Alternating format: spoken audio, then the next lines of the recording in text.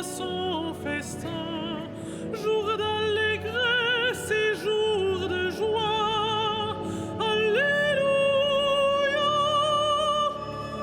Dieu nous accueille en sa maison, Dieu nous invite à son festin, jour d'allégresse et jour de joie. Alléluia.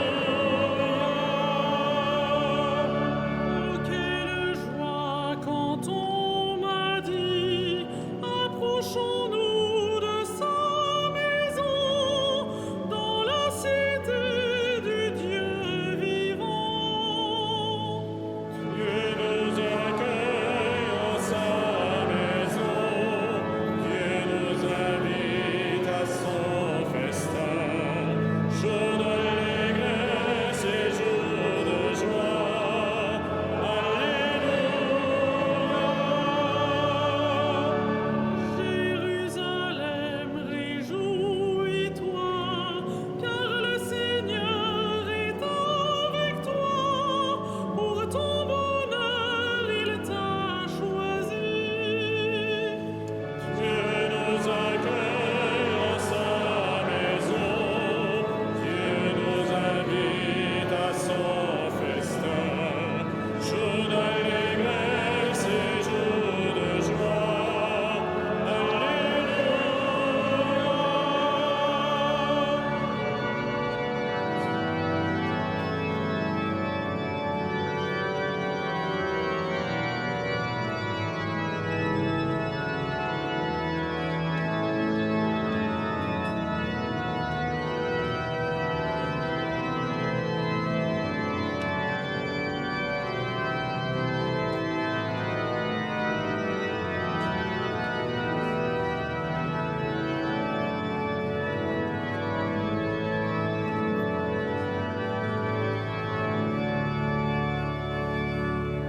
Criez de joie pour notre Dieu, chantez pour lui car il est bon, car éternel est son amour. Dieu nous accueille en sa maison, Dieu nous invite à son festin, jour d'allégresse et jour de joie.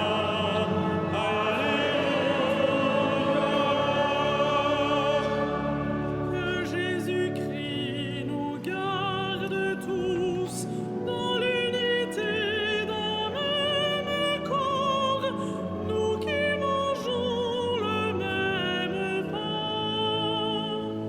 Dieu nous accueille en sa maison, Dieu nous invite à son festin, jour d'allégresse et jour de joie. Alléluia. Si tu savais le don de Dieu, si tu croyais en son amour, tu n'aurais plus de peur en toi. Dieu nous accueille en sa maison, Dieu nous invite à son festin, jour d'allégresse et jour de joie.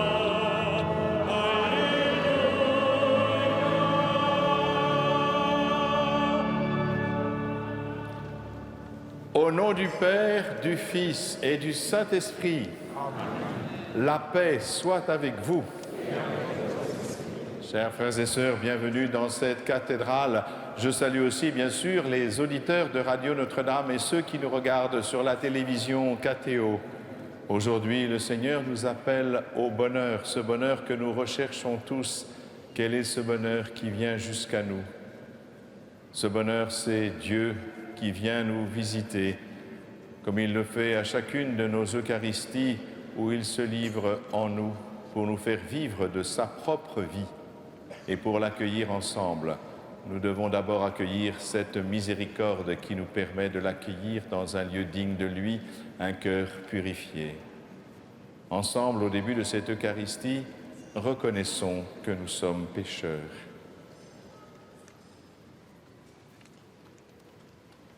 Je confesse à Dieu Tout-Puissant, je reconnais devant mes frères que j'ai péché en pensée, en parole, par action et par omission.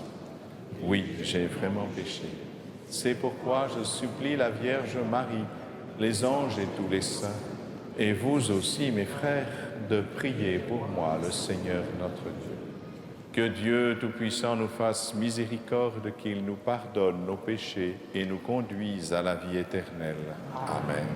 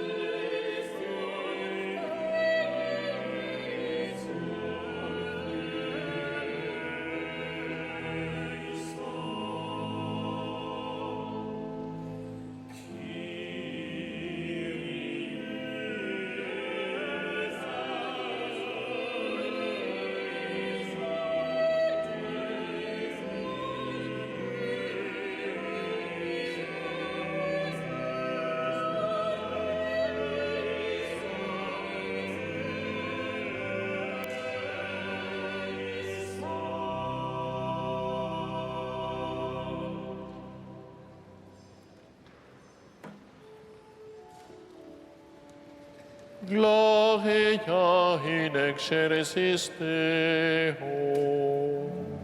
Et in terra pax hominibus bone voluntatis. Laudamus te. Benedicimus te. Adoramus te. Glorificamus te. Gratias agimus tibi, propter magnam gloriam tuam. Domine Deus Rex Celestis, Deus Pater omnipotens, Domine Filii unigeniti, Iesu Christe, Domine Deus agnus Dei, Filius Patris, qui tollis peccata mundi, miserere nobis. Qui tollis peccata mundi, suscipe deprecationem nostra. Qui sedes ad dexteram Patris, miserere nobis. Uniam tu solus sanctus, tu solus Dominus, tu solus altissimus Iesu Christi, Sancto Spiritu, in gloria Dei Patris. Amen.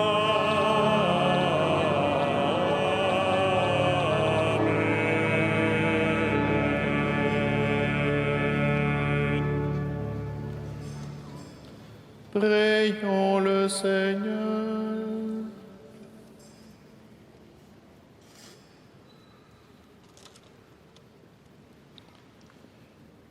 Dieu qui veut habiter les cœurs droits et sincères, donne-nous de vivre selon ta grâce. Alors tu pourras venir en nous pour y faire ta demeure. Par Jésus-Christ, ton Fils, notre Seigneur et notre Dieu, qui vit et règne avec toi dans l'unité du Saint-Esprit, maintenant et pour les siècles des siècles. Amen.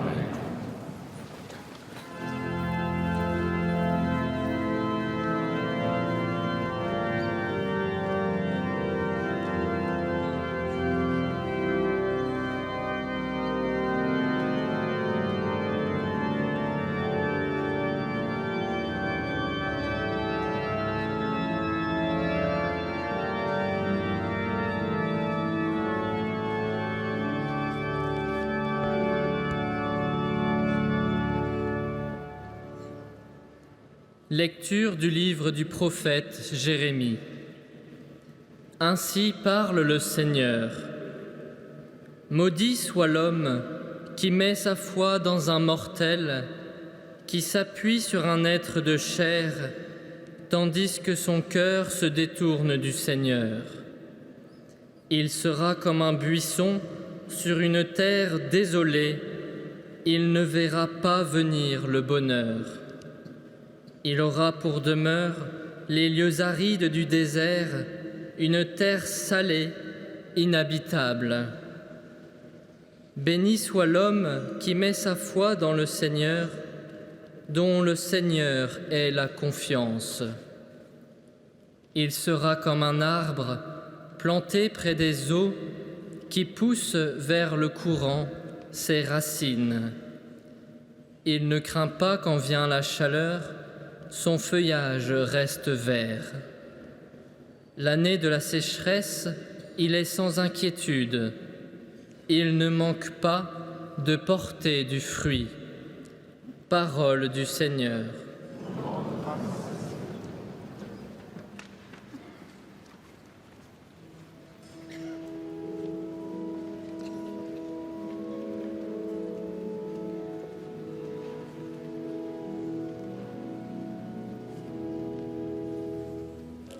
Heureux est l'homme qui met sa foi dans le Seigneur.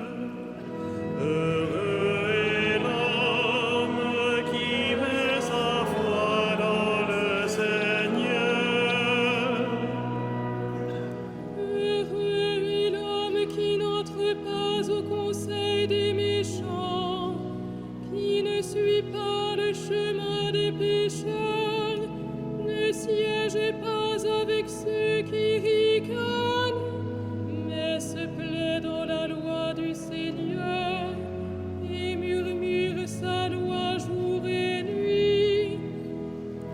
Heureux est l'homme qui met sa foi dans le Seigneur.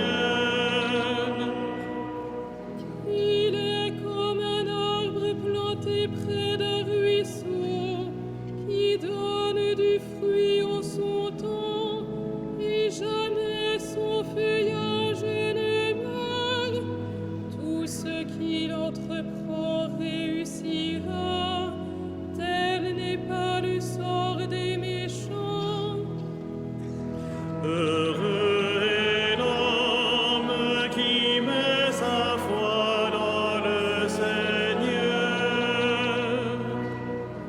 Mais ils sont comme la paille balayée par le vent. Le Seigneur connaît le chemin des justes, mais le chemin des méchants se perdra.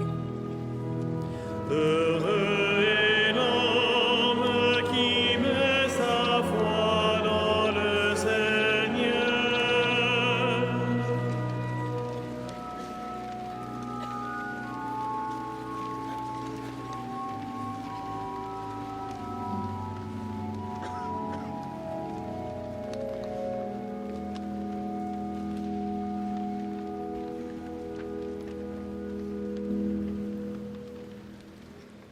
Lecture de la première lettre de saint Paul apôtre aux Corinthiens.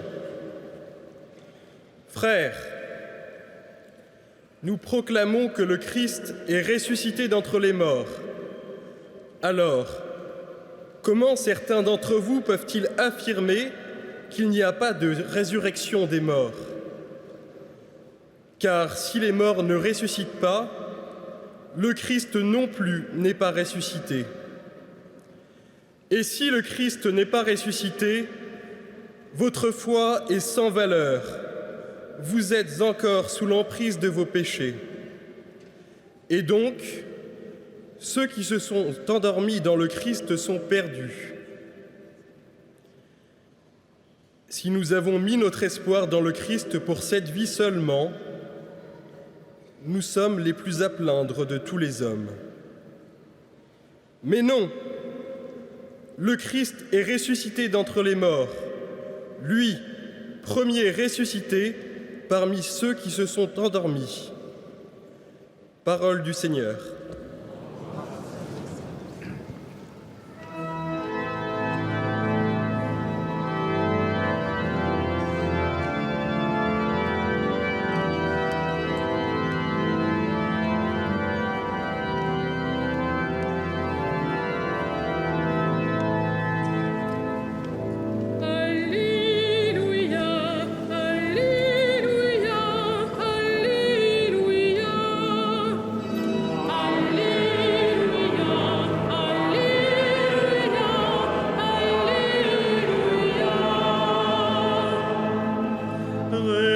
Réjouissez-vous, tressaillez de joie, dit le Seigneur, car votre récompense est grande dans le ciel.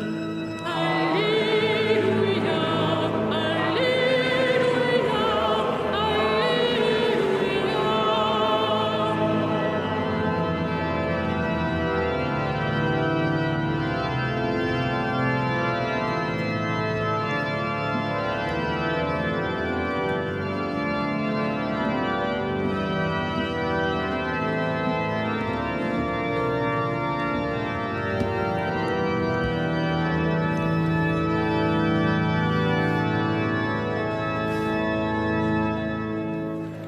Le Seigneur soit avec vous. Évangile de Jésus-Christ selon saint Luc.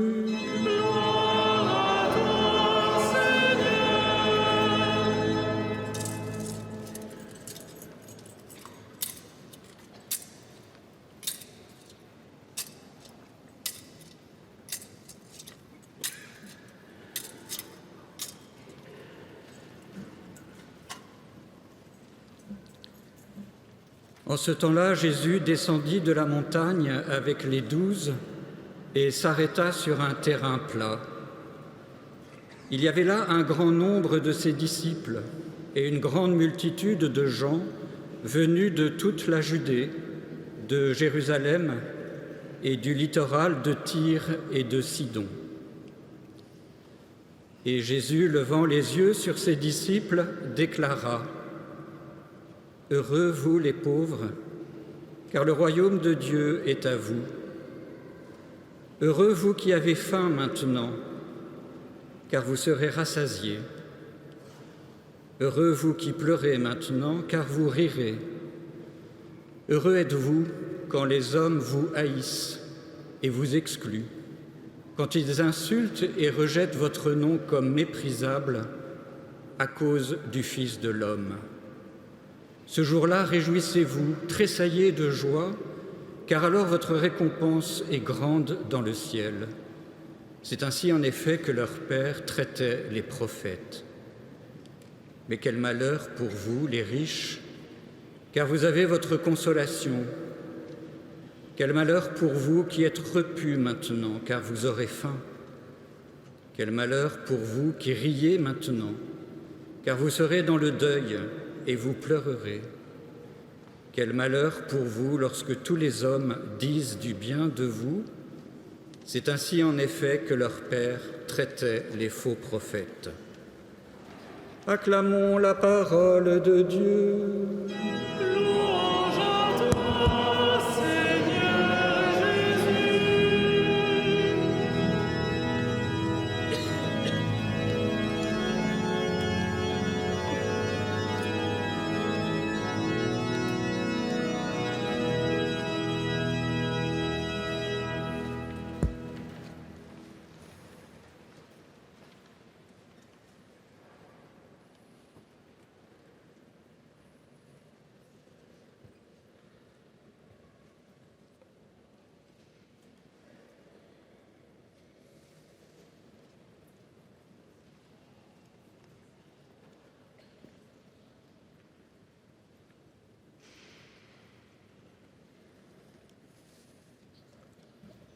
C'était un petit bonheur que j'avais ramassé.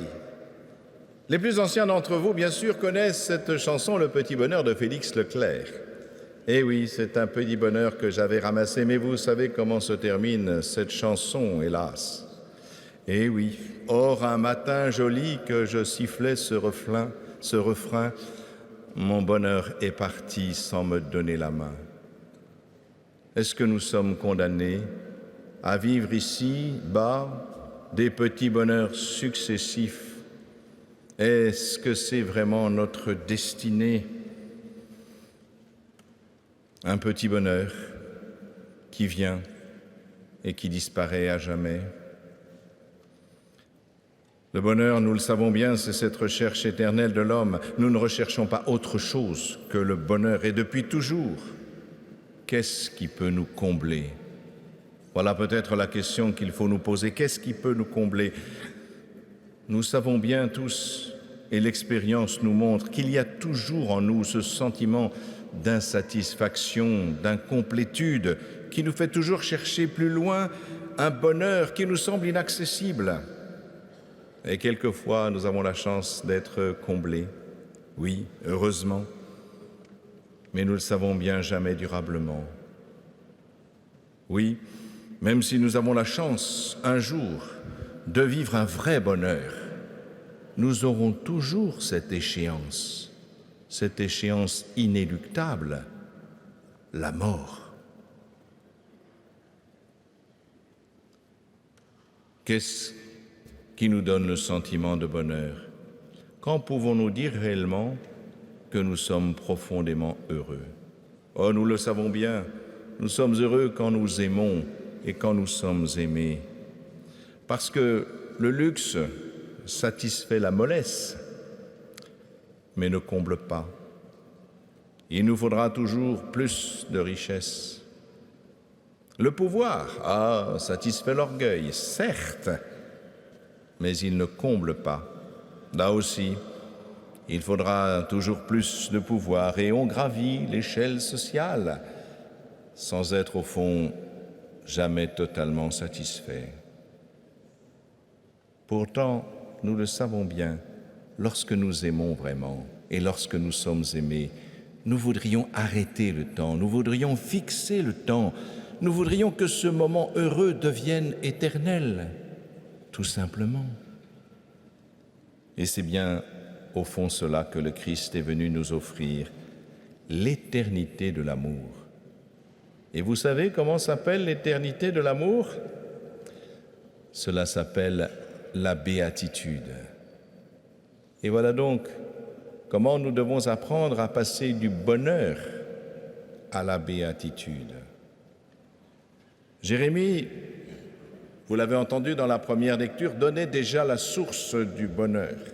Béni soit l'homme qui met sa foi dans le Seigneur. Oui, parce que c'est Dieu qui est véritablement la source de l'amour et donc la source du bonheur.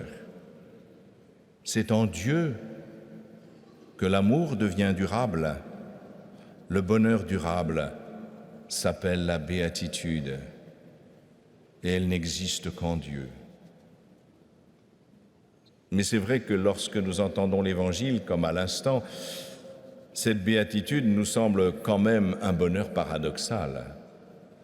Heureux les pauvres, heureux les persécutés, les affamés, les personnes soumises à la haine. Mais en réalité, le bonheur ne vient pas du fait que nous soyons persécutés ou du fait de ces situations difficiles. Non, simplement, ce bonheur-là vient du fait que Dieu s'occupe alors de nous. Il nous enrichit de son royaume. Il vient lui-même nous consoler. Non, ce n'est pas, bien sûr, ces situations terribles qui nous donnent le bonheur, mais le fait de savoir que Dieu est toujours avec nous, chaque instant. Et c'est ainsi que l'amour éternel dépasse les frontières de la vie terrestre. Nous ne sommes pas soumis au petit bonheur terrestre, mais à l'immensité de l'amour de Dieu. Et la résurrection du Christ dont parle saint Paul, c'est le signe de cet amour qui triomphe de la haine. C'est le signe de la vie qui triomphe de la mort. Et voilà pourquoi il est si important pour des chrétiens de croire à la résurrection. D'ailleurs, c'est pour cela que saint Paul affirme « Si le Christ n'est pas ressuscité, vous les chrétiens, vous êtes les plus malheureux des hommes. Sur quoi repose votre foi ?» Voilà, la résurrection du Christ, c'est le gage de notre foi, de notre espérance et l'assurance de la charité, c'est-à-dire de l'amour de Dieu qui vient jusqu'à nous et qui passe à travers nous. Voilà ce qu'il nous convient de comprendre, comment dépasser ces petits bonheurs qui nous rendent profondément heureux, nous le savons bien, mais qui sont tellement fugaces, dont on a peur de les perdre à chaque instant. Si nous nous installons d'ores et déjà dans l'amour de Dieu, eh bien nous aimerons davantage tout simplement, et nous savons que cet amour-là ne passera jamais. Quand le Christ nous dit qu'il faut mieux l'aimer d'abord lui que ceux qui nous sont proches, celui qui aime son père ou sa mère plus que moi n'est pas digne de moi, celui qui aime son époux et son épouse n'est pas digne de moi, celui qui aime ses enfants n'est pas digne de moi. Mais non, il ne s'agit pas de ne pas les aimer, bien sûr, vous avez compris. Il s'agit de les aimer davantage, parce que dans tous nos amours, il y a toujours quelque chose d'un peu imparfait. Nous attendons toujours une réciprocité de ceux que nous aimons. Il y a toujours, comment dire, un retour sur investissement. Eh bien non, si nous aimons le Christ d'abord, nous apprenons la gratuité de l'amour, c'est-à-dire la vérité de l'amour. Si nous aimons au-delà de la réciprocité, des gratitudes que nous pouvons recueillir par rapport à cet amour donné, eh bien nous entrons dans un amour plus grand. C'est l'amour du Christ, qui lui n'a rien attendu en retour de son amour qui va jusqu'à donner sa vie. Mais c'est lui qui nous ouvre les portes du ciel. C'est lui qui nous fait passer des petits bonheurs à la béatitude. Voilà comment nous pouvons transfigurer toutes nos joies sur la terre, qui ne seront pas seulement dépendantes des événements de notre existence, mais qui seront revisitées, transfigurées par l'amour de Dieu qui vient en nous. Nous avons à apprendre cette intimité avec le Seigneur qui nous fait revisiter toutes nos relations. Et c'est ainsi que j'apprends à aimer davantage ceux que j'aime déjà, et que même si ces petits bonheurs s'en vont comme celui de Félix Leclerc, mon cœur restera dans la paix et continuera d'aimer, continuera d'aimer. Est-ce que nous sommes capables d'aimer lorsque nous sommes trahis? Qui continue à aimer lorsqu'il est trahi, sinon notre Seigneur Jésus-Christ? Trahi, renié, abandonné, et pourtant c'est pour cela qu'il a donné sa vie. Voilà notre défi. Voilà comment nous pouvons passer des petits bonheurs de la terre à la véritable béatitude. C'est là notre vocation, frères et sœurs, une vocation magnifique, une vocation merveilleuse puisqu'il s'agit d'aimer comme Dieu et de nous aimer les uns les autres comme le Christ nous a aimés. Et pour cela, il suffit d'accueillir les dons de Dieu, ceux qui nous ont été donnés au baptême par l'Esprit Saint et en plénitude au jour de la confirmation, pour arriver à aimer vraiment et passer des petits bonheurs à la béatitude. Et élargissons donc notre bonheur aux dimensions divines, et il pourra devenir dès à présent, dès aujourd'hui, une béatitude. Voilà, chers frères et sœurs, si nous vivons comme cela, si nous apprenons à nous aimer les uns les autres en Dieu, alors rien, jamais, ne pourra nous terrasser.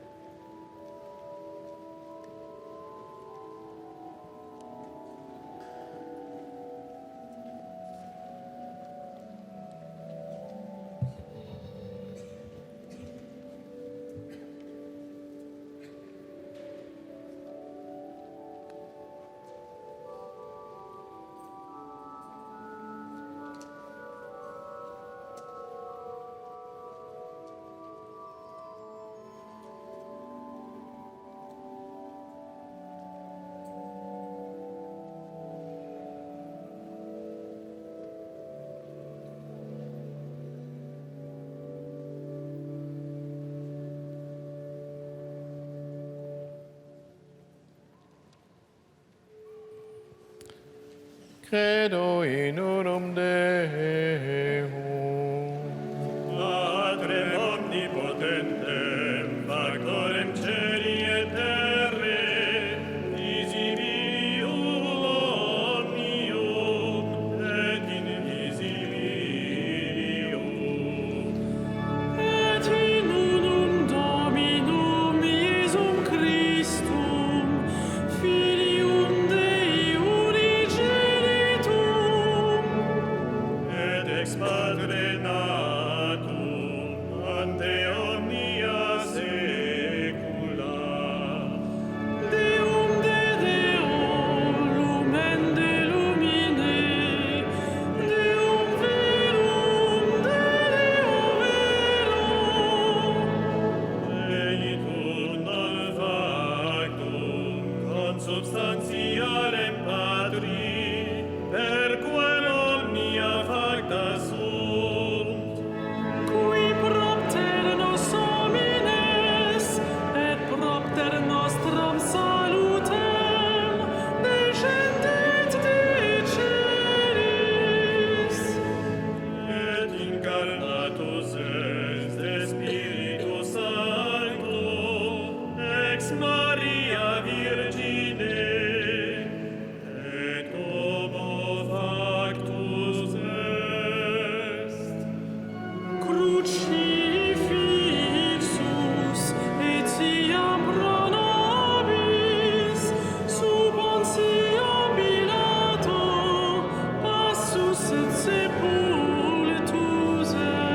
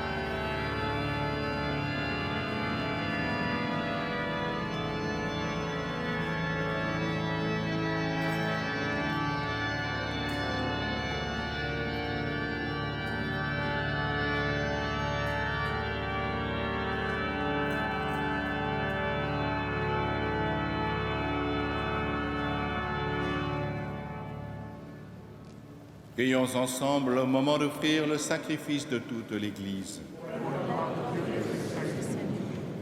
Que cette Eucharistie, Seigneur notre Dieu, nous purifie et nous renouvelle. Qu'elle donne à ceux qui font ta volonté le bonheur que tu leur as promis par Jésus le Christ, notre Seigneur. Le Seigneur soit avec vous. Élevons notre cœur. Rendons grâce au Seigneur notre Dieu.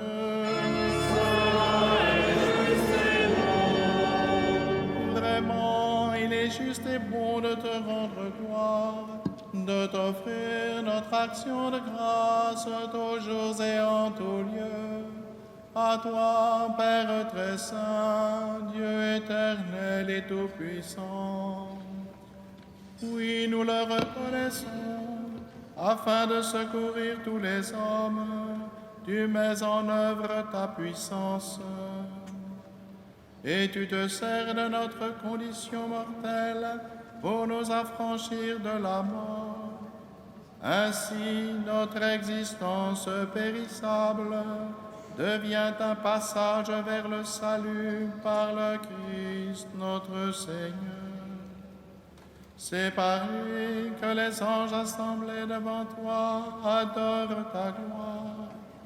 À leur hymne de louange, laisse-nous joindre nos voix pour chanter et pour proclamer.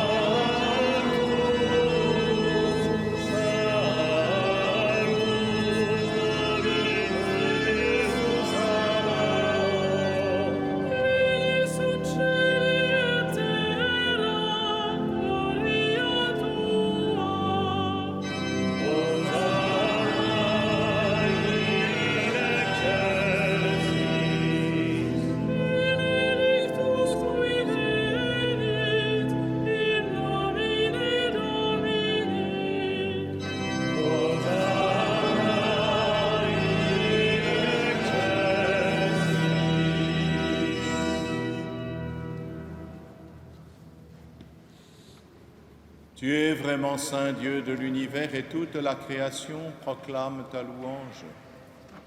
Car c'est toi qui donnes la vie.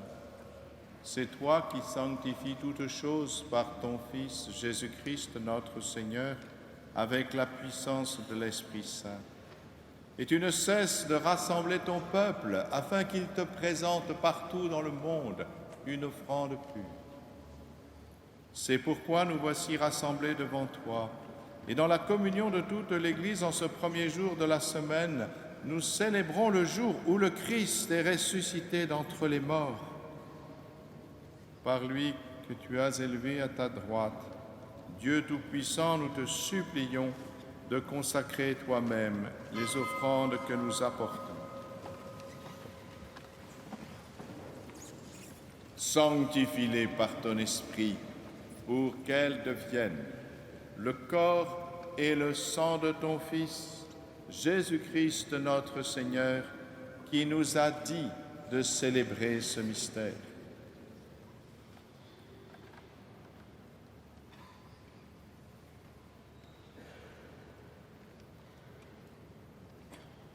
La nuit même où il fut livré, il prit le pain. En te rendant grâce, il le bénit, il le rompit et le donna à ses disciples en disant: Prenez et mangez-en tous, ceci est mon corps livré pour vous.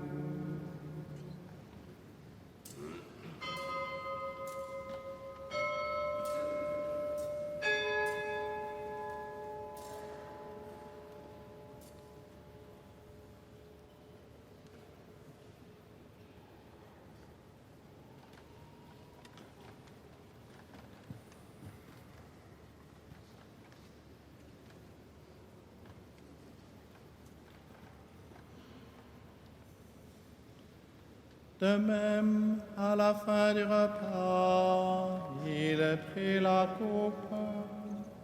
En te rendant grâce, il la bénit et la donna à ses disciples en disant: Prenez et buvez-en tous, car ceci est la coupe de mon sang, le sang de l'alliance nouvelle et éternelle, qui sera versé pour vous et pour la multitude, en rémission des péchés. Vous ferez cela en mémoire de moi.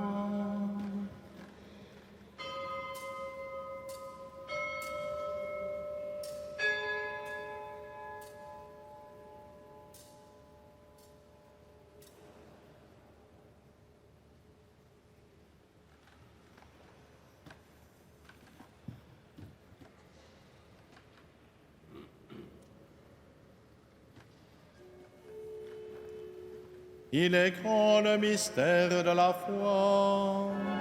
Nous proclamons ta mort, Seigneur Jésus.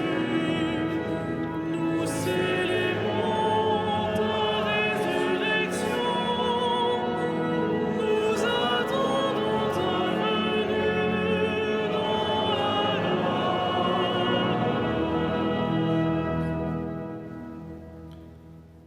En faisant mémoire de ton Fils, de sa passion qui nous sauve, de sa glorieuse résurrection et de son ascension dans le ciel, alors que nous attendons son dernier avènement, nous présentons cette offrande vivante et sainte pour te rendre grâce. Regarde, Seigneur, le sacrifice de ton Église et daigne y reconnaître celui de ton Fils qui nous a rétablis dans ton alliance. Quand nous serons nourris de son corps et de son sang et remplis de l'Esprit Saint, accorde-nous d'être un seul corps et un seul esprit dans le Christ. Que l'Esprit Saint fasse de nous une éternelle offrande à ta gloire, pour que nous obtenions un jour les biens du monde à venir, auprès de la Vierge Marie, la bienheureuse Mère de Dieu, de Saint Joseph, son époux, avec les apôtres, les martyrs et tous les saints qui ne cessent d'intercéder pour nous. Et maintenant nous te supplions, Seigneur, par le sacrifice qui nous réconcilie avec toi, étends au monde entier le salut et la paix. Affermis la foi et la charité de ton Église au long de son chemin sur la terre. Veille sur ton serviteur, le pape François, et notre évêque Michel, ses auxiliaires, l'ensemble des évêques, les prêtres, les diacres et tout le peuple des rachetés. Écoute les prières de ta famille assemblée devant toi et ramène à toi, Père très aimant, tous tes enfants dispersés.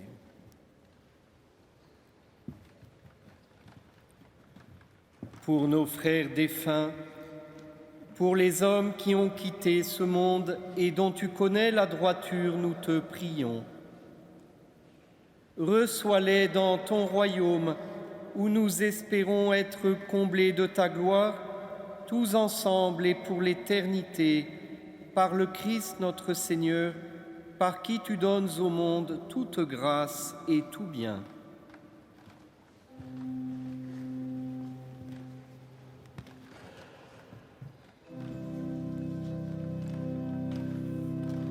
Par lui, avec lui et en lui.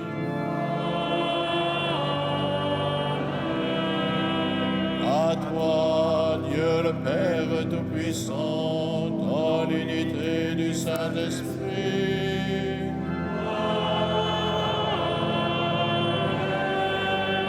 tout honneur et toute gloire pour les siècles des siècles.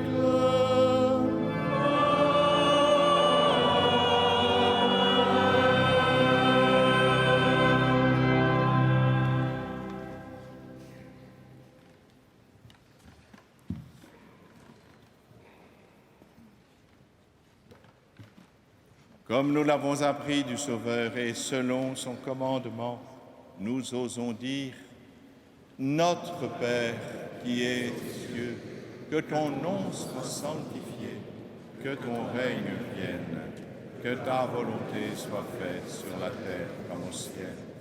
Donne-nous aujourd'hui notre pain de ce jour. Pardonne-nous nos offenses, comme nous pardonnons aussi à ceux qui nous ont offensés. Et ne nous laisse pas entrer en tentation, mais délivre-nous du mal. Délivre-nous de tout mal, Seigneur, et donne la paix à notre temps. Par ta miséricorde, libère-nous du péché. Rassure-nous devant les épreuves en cette vie où nous espérons le bonheur que tu promets et l'avènement de Jésus-Christ, notre Sauveur, car c'est à toi qu'appartiennent le règne, la puissance et la gloire pour le siècle des siècles. Seigneur Jésus-Christ, tu as dit à tes apôtres, je vous laisse la paix, je vous donne ma paix. Ne regarde pas nos péchés, mais la foi de ton Église.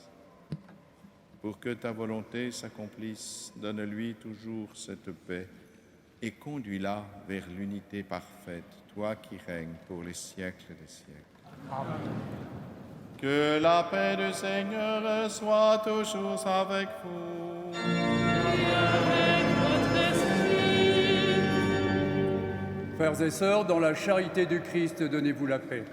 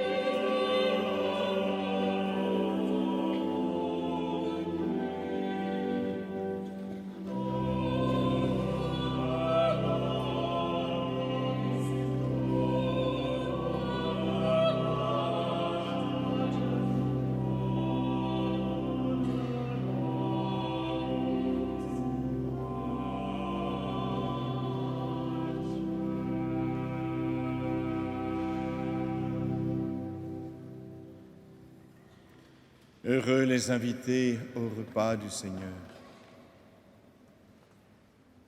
Voici l'agneau de Dieu qui enlève le péché du monde.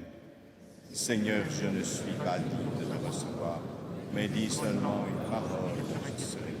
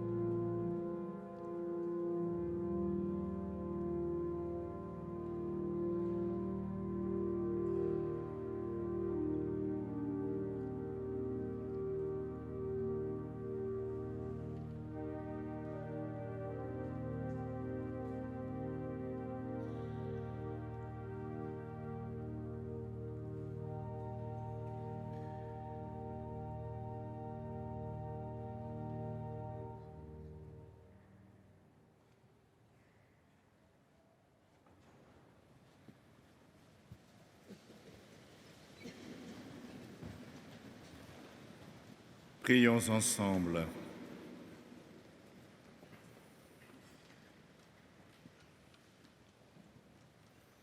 Tu nous as donné, Seigneur, de goûter aux joies du ciel. Fais que nous ayons toujours soif des sources de la vraie vie par Jésus, le Christ, notre Seigneur. N'oubliez pas d'emporter avec vous la feuille de liturgie. Je vous rappelle, mardi prochain, un moment de bonheur, puisque vous avez le Stabat Mater de Pergolèse par le chœur d'enfants de notre maîtrise et le jeune ensemble. Les moments de bonheur aussi qui nous conduisent naturellement à la vision béatifique.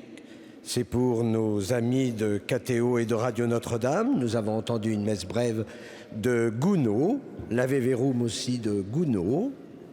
Et puis, nous arrivons quand même rapidement pour les conférences de Carême, le 10 mars. Vous savez, il faut toujours commencer à s'entraîner et être nombreux dans cette cathédrale à 16h30 pour écouter naturellement les conférences de monsieur le chanoine Guillaume de Mentières, qui, puisque je les ai lus, je peux vous dire que ce sont des moments de bonheur, mais qui nous invitent naturellement à ressusciter. Alors j'espère que le petit bonhomme, il va rentrer dans la cathédrale. Cher Monseigneur, mais c'est déjà la béatitude qui règne ici. Les petits bonheurs, c'est pour l'extérieur. Voilà. Eh bien, j'ai eu la joie et le bonheur, et bien sûr, en attendant la béatitude, d'avoir ici, parmi les concélébrants, Monseigneur de Rémy, évêque auxiliaire de Lausanne, que je remercie d'être venu concélébrer avec nous, de passage à Paris, avec quelques prêtres qui l'entouraient. J'ai aussi la joie aujourd'hui, eh bien, c'est l'abondance. Monseigneur Philippe Borden, recteur de l'Institut catholique de Paris, qui était là aussi, et puis le père Rémy Griveaux, curé de Saint-Germain-de-Charonne. Voyez, nous étions nombreux ce soir pour vous permettre de connaître ce moment de bonheur qui vous conduit bien sûr à la béatitude. Maintenant, c'est le moment de la bénédiction, cette bénédiction qui élève le cœur de chacun jusqu'à Dieu. Le Seigneur soit avec vous. Que Dieu Tout-Puissant vous bénisse, le Père, le Fils et le Saint-Esprit. Allez dans la paix du Christ.